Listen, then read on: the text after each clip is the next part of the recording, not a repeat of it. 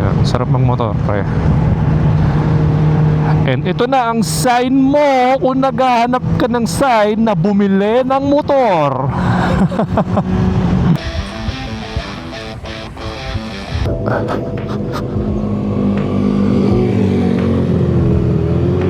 All the way tayo kahit sa office and samahan nyo ako mga pre.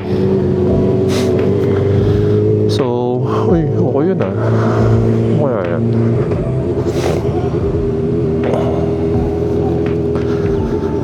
So kami nagbabalik kay Stride PH.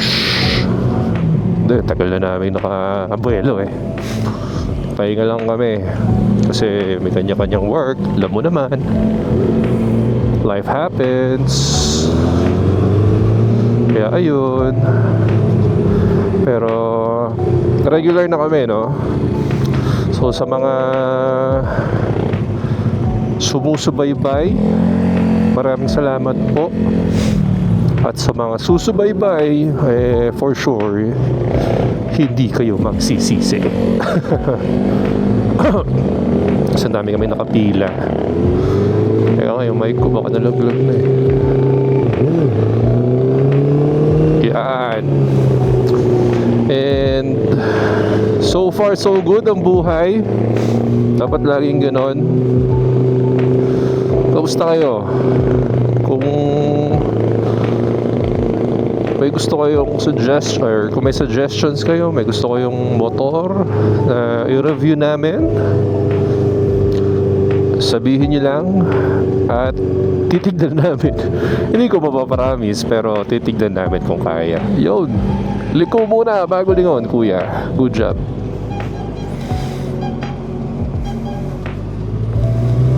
Kabote. Hindi, sisingin tayo dito. Yan.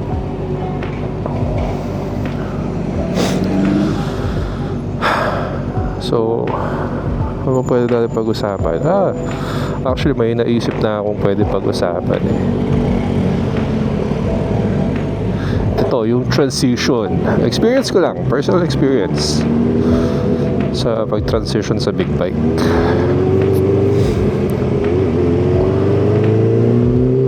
Well, sa ngayon, I'm sitting on a CB400 VTEC 1. Kaya maingay. Pero hindi naman siya ganun kaingay. Binahuyagan din. I mean, yung ingay niya, hindi bulahaw. And ano to, this is a childhood dream come true. And swerte ako kasi nakakita pa tayo ng low odo na CB400 na nagtatago dito sa South, malapit lang din. At hindi from reseller, nakuha ko siya from the first owner. Kaya shoutout sa'yo, first owner.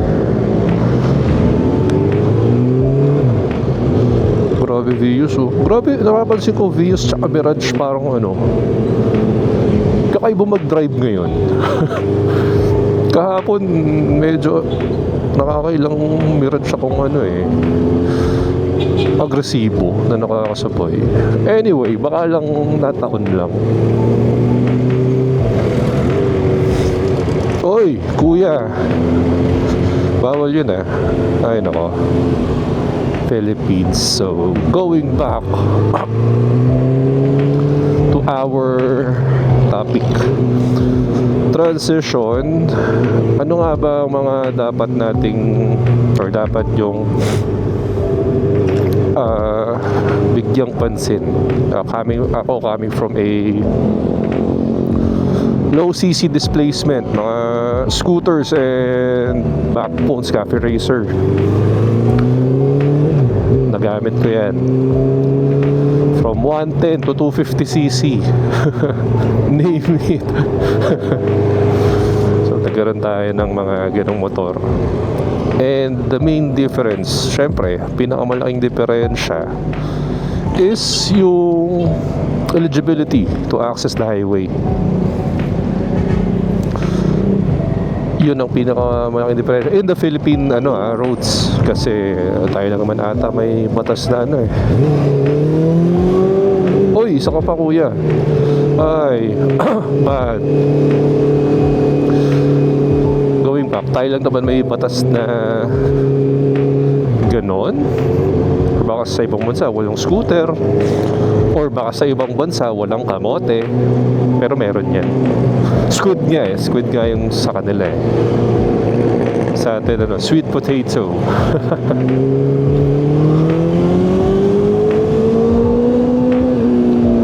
And regards with that,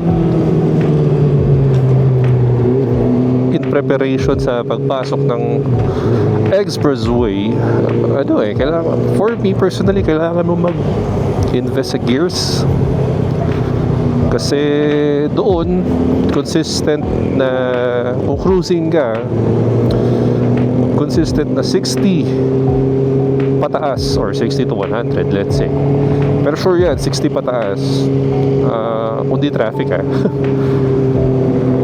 ang speed mo, and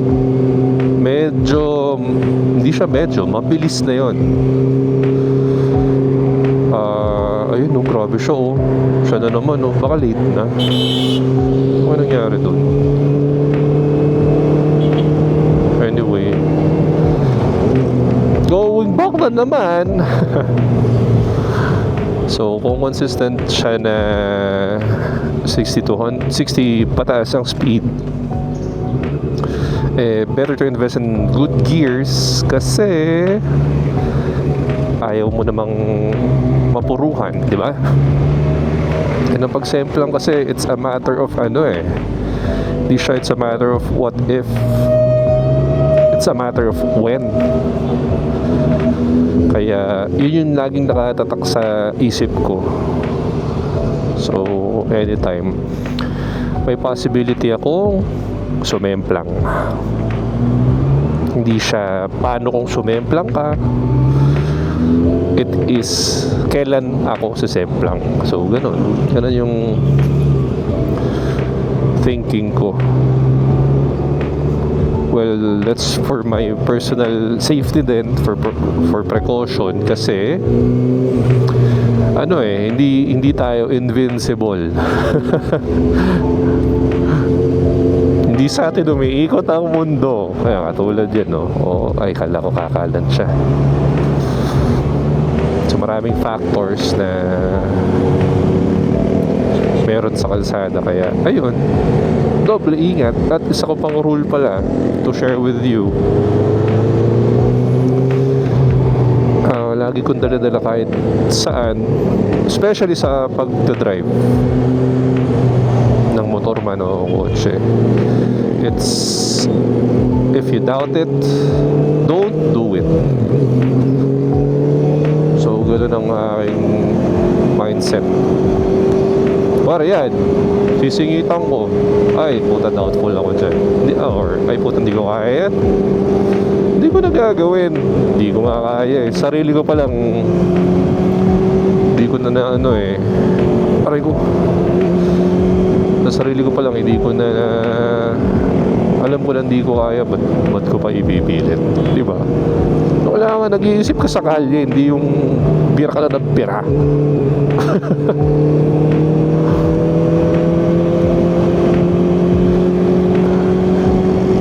And that goes to, ayan puta, huhuhuy, ayos.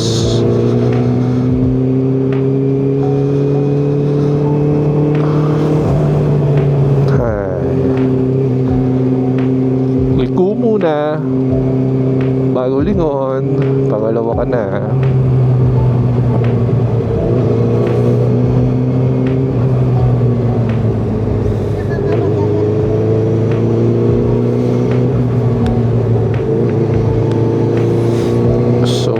Tayo sa Cavitex ngayon, chill ride lang mga pre.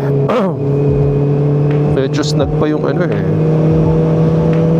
Oy, huwag niyo po ako paggain. Snag pa yung helmet. And speaking of helmet, nag-invest na rin ako sa, ito yung pinakamalaking or pinakamagandang pinalitan ko kasi, or pinakamalaking upgrade or pinakamalaking effect na lang yan, na sobrang tuwan-tuwa ako. Yung helmet ko kasi before, grabe sakit sa tenga. Akala, well, aware naman ako na may wind noise, pero as hindi pa nakaka-experience ng expressway wind, kala ko ano lang yun, boy, yun ang arte naman nila, hangin lang. Pero na-experience ko na, ang sakit sa tenga, literal na masakit. Kasi sobrang low, ano, hindi naman siya, yung helmet ko dati hindi naman malawag eh. Budget helmet siya, classic helmet, and I guess maganda siya, yung EID, okay siya, maporma, ganun. Problem lang is yung foam niya medyo hindi kasing quality nung ano, itong suot ko kayo na Alpha 12 from HJC. Kasi ngayon, eto trinay ko, kahit naka-open visor, walang wind noise sa ano sa tenga kasi wala ako naririnig na wind noise. Ano ba yan? Kuya, chill na nga lang ako eh, itong bus eh.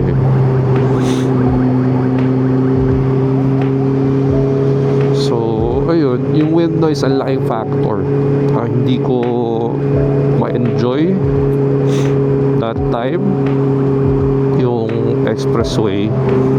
Then trinay kong well, sakit pati ng ilong. Nirecommend sa akin ni Jam, yung tropa namin naka ZX6R, na kumuha ng bumili ng earplugs. So actually may suot ako ngayon na earplugs, pero I think kahit wala tong earplugs, pa din swabe pa din So invest in a good helmet kasi hindi para sa wind noise, para sa general safety ng ulo mo or ulo natin. Kasi kuwari actually may nabasa ako or napanood ako na na science-based facts. I think para maging severe or serious or maging deadly yung bagsak ng or yung bagok ng isang tao, for that na maging deadly, ang kailangan niya lang height is, hindi ko sure kung 50, pero parang 30 centimeters parang gano'n. Check nyo na lang, fact check nyo na lang sa Google kung tama yung pinag-usapan nyo, pero na-recall ko it's 30 centimeters. Galing sa video ni Fortnite. Yeah. Noong nanonood ako ng anong helmet ang bibilin. So, ayun, nasabi niya na 30 centimeters ang need or ang height para pag pumabagok tayo yun na yung deadly na height. Sipin mo yun, pre, kasi taas lang ng hakbang mo, mas taas pa nga ata yung hakbang mo So pwede mong isipin na sobrang gandang investment ng helmet.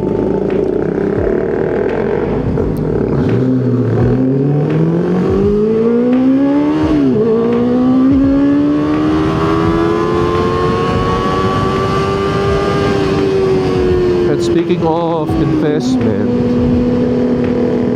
rin yan, meron din akong rule of thumb sa investment. Pag mag-i-invest ka, it's either you buy nice or you buy twice. Actually, in my experience, kakatipid ko parang hindi lang twice eh. Minsan 3 times or 4 times pa eh. So, better buy it nice. For me, parang mas nakakatipid ako if kinuha ko na kagad yung quality. And meron tayong weather doon na namumuo. I think bandang EDSA na yan, Makati. Ako, EGC. Patay tayo dyan. Anyway, it's either you buy nice or you buy it twice. Bilis nyo. Ano ba yung kanina eh?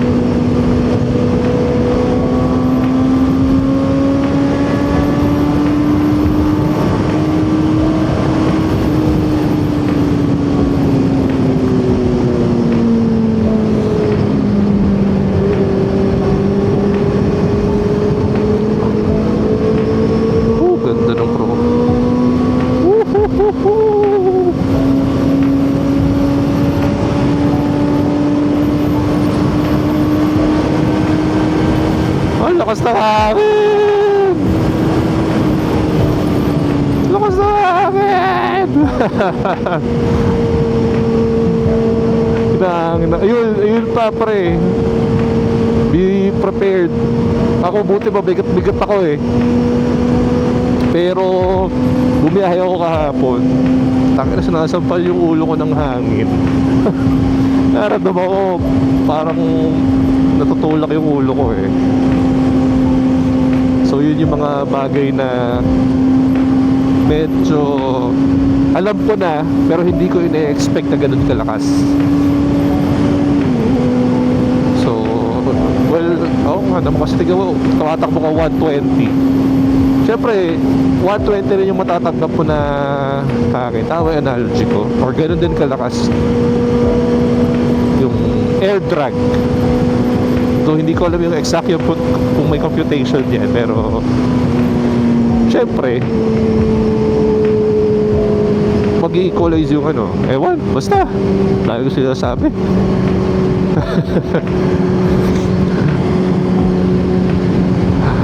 So ayun.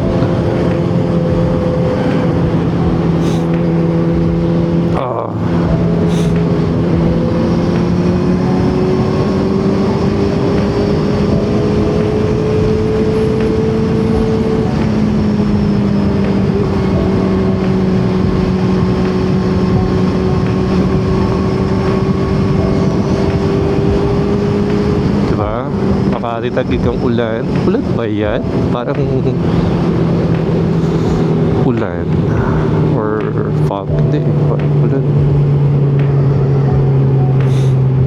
Sana hindi magtuloy-tuloy or hindi masyadong malakas. Makakauwi pa rin tayo.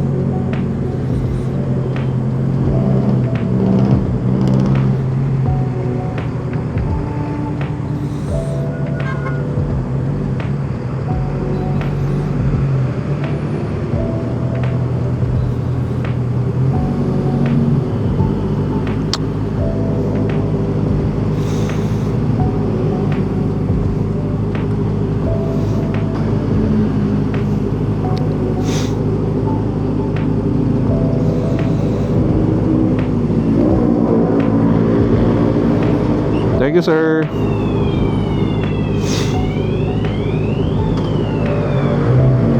Yan, tabi muna natin. Lagi na lang ako hindi nababasahan doon. Oh, okay, guys. Bakit kaya? Sorry po.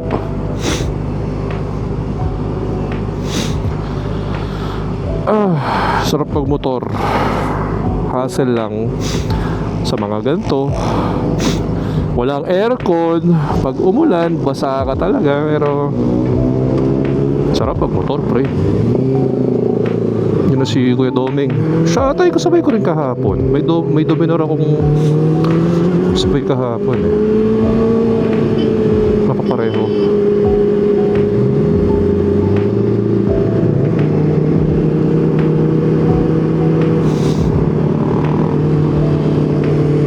Sibak po tayo.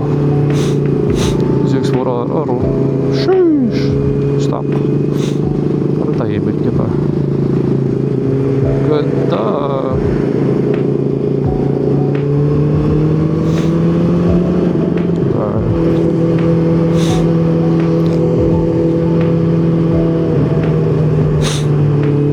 So it's a good day to ride today. Di ganun ka tarik ang araw.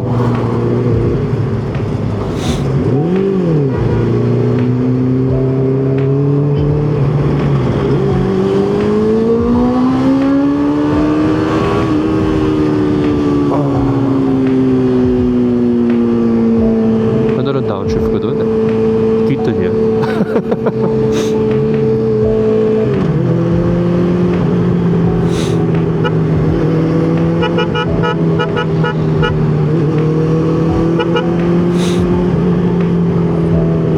So, shout out to my kuya. Thank you for the busina. Tuwa ako pag naisip ko busina ng Urban yung nakalagay.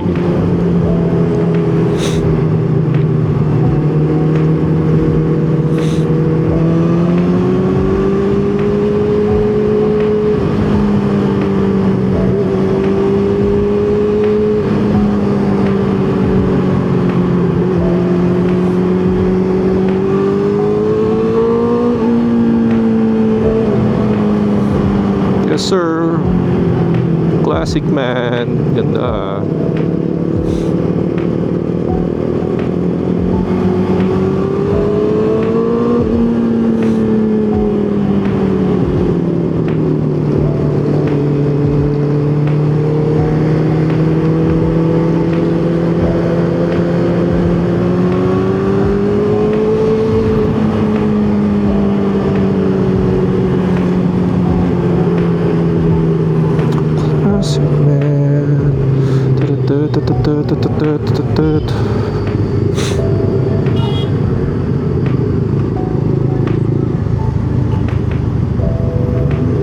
Ako, dito pala traffic na.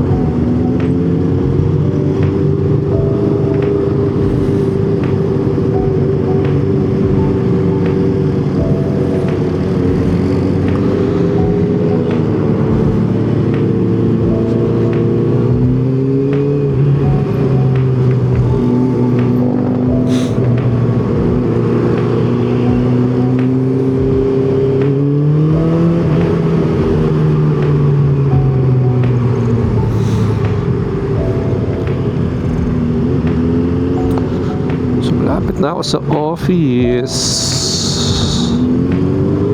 and ganito yung gusto kong ano eh, weather magmotor, gloomy. Number 1, di mainit. Number 2, hindi mainit. Number 3, hindi mainit. So perfect to ride a motorcycle when it's gloomy. Tsaka minsan pag winter sa atin, nag-snow na dyan, sarap mag-motor. Minsan pag autumn, di ba? It's good to ride a bike when it's autumn. Init ko sa Pilipinas eh.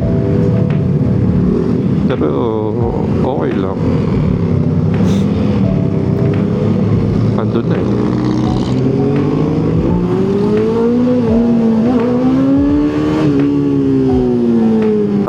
Sarap mag-motor. Ito ako natatakot sa kanan eh. Kaliwa tayo. Asya ka ba?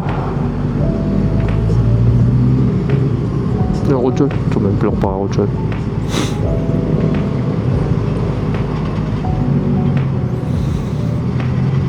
So, ayun o. Kita nyo yun? Unconsciously, napakita ko sa inyo. If you doubt it, don't do it. Ano lang ako, riding by my skill.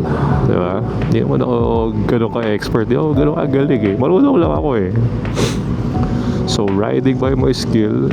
Kaya if I doubt it, I won't do it. Alam ko namang abot ko yun. Kaso nga lang, di ba? Pag tsumamba ka, tsamba talaga eh. Ito. Ipakita natin si Boss Idol.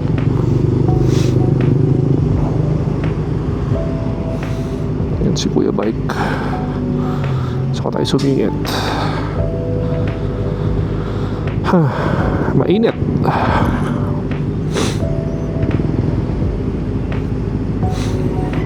Opya, mani popcorn.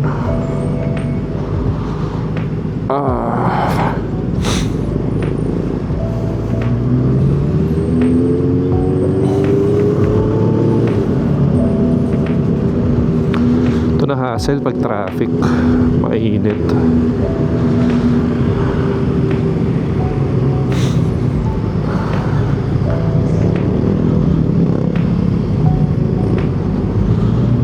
Yun. And share ko na rin, no? Share ko na din na pag bibili ka ng second hand na motor, kailangan mong i-maintain agad. What I mean i-maintain agad, palitan mo, change oil,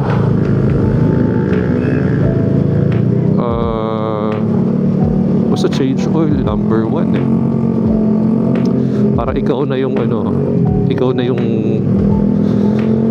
makapag-track kung gaano katagal na or gaano kalayo na yung ilang isa nasa loob. Hindi ko naman hindi nagsasabi na totoo yung bibilan nyo, pero much better if i-change oil nyo agad or kung ano mang mga maintenance na kailangan gawin, unahin nyo yun kesa aesthetics.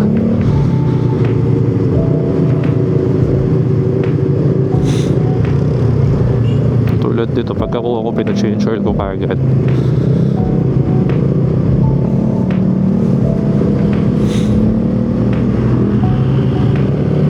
And then nagpapalit ako, pina-flush ko yung coolant,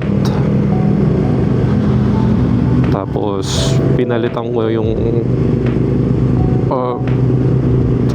pinalitan ko yung brake fluid and brake pads, tsaka yung brake hose. Actually yun yung pinakauna change oil muna, tapos nagpalit ako nung ayos ko yung preno, then nagpa-flush na ako ng coolant. Shout out to Racing World and to Mang Kaloy. Thank you for the quality service. Sa kanila ko unang dinala eh. Dapat kay Mang Kaloy lang. Ang dami nang nag-suggest sa akin, nag-reco kay Mang Kaloy eh. Kaso yun parang Holy Saturday, sarado ata sila. Umaga ako nagpunta.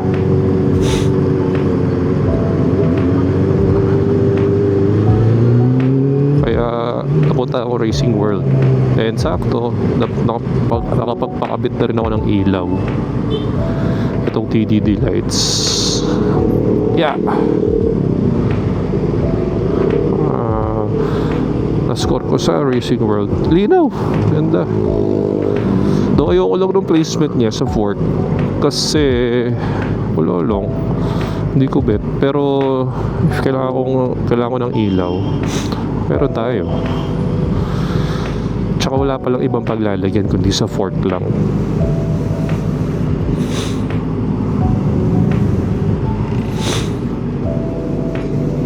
Thank you.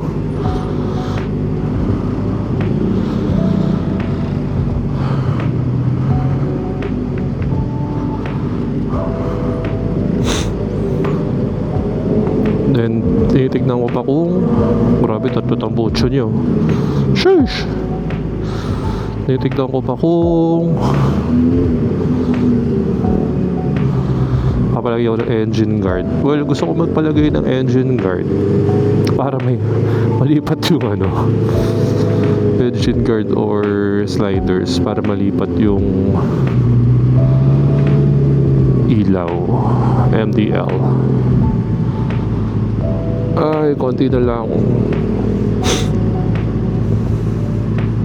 Buto din na ulo, no? Thank you, Lord. Thank you, Lord.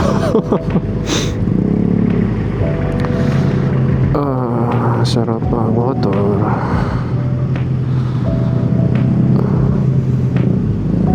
Traffic man, no? Obya.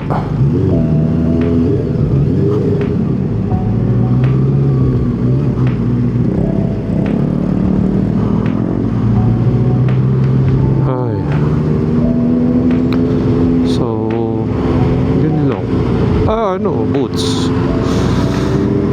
Grabe, no? Hindi na ang tagal ng usapan. Ang layo na nang narating. Ang daming commercial eh. Ang daming ads. Anyway,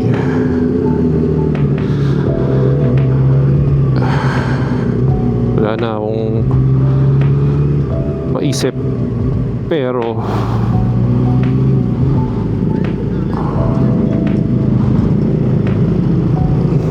sige po.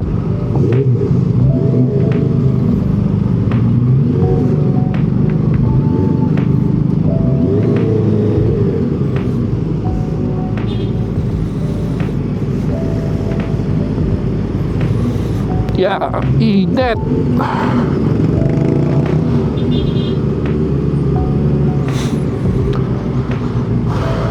Daming pumapasok sa PGC. Tabi tao dito lagi. Sa lahat ng entrada pa BGC, traffic. Pero pagpasok mo ng BGC, nawawala yung traffic. So, sana mawala yung traffic. Uy, babanggain mo pa ako. Ay, nako.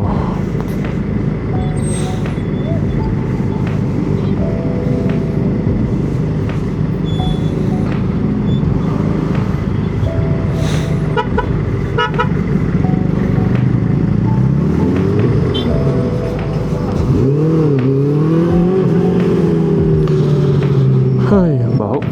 May kanal.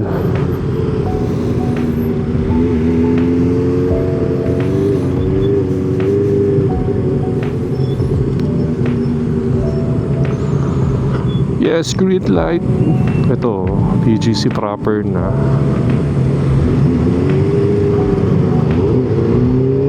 Diba? Biglang taran, ang luwag ko. Ang luwag. So, yun ang tawag natin, bottleneck. Grabe. Ang haba nung C5.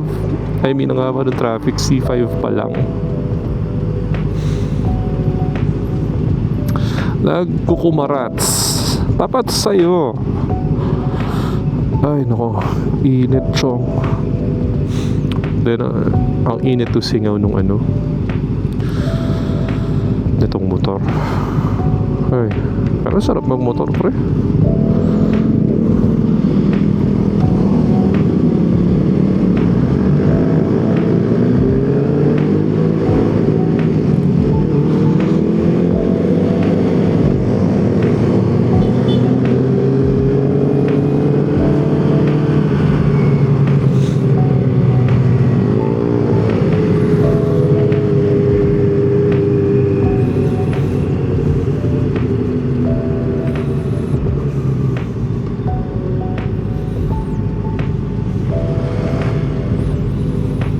Okay, pila tayo.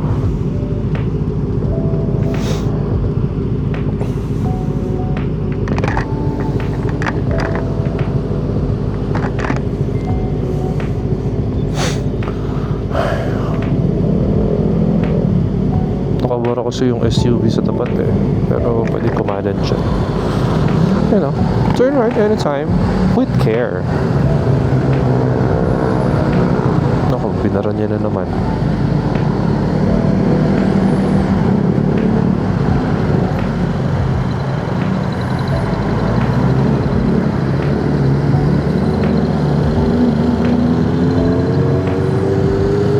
Na tayo nagpa-park. Ano kuya?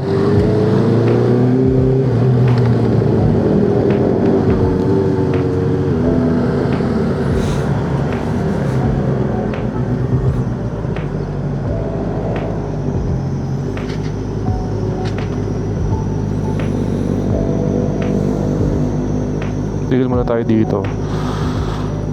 Nakakapagod kasi pag hanging.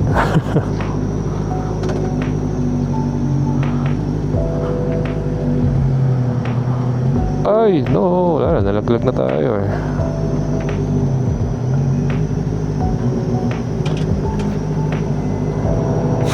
So, dito okay mag-park. Sa 2 parkade kasi wala lang. Ano? Nanginayin ako sa pintura na ano ko yung pintura ng ano nila. Yung sahig. Pero sahig lang naman yun eh. Dito you're the big guys.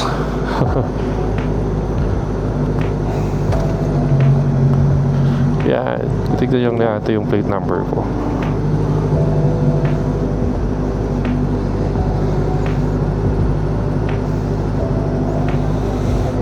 Thank you.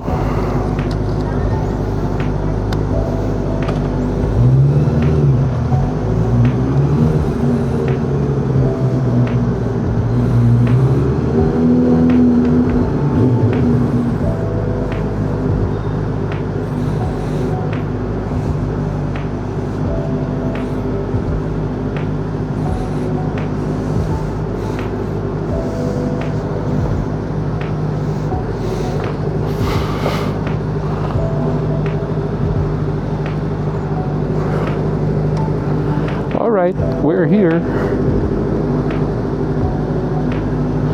So, there you guys. Kung nakaabot kayo dito, meron kayo 1 million pesos. Joke. Well, thank you for watching, everyone. Don't forget to like, comment, and subscribe. And kung may suggestion kayo, let us know. Reach us out on our socials. Bye, mga dude, para chong. See you soon.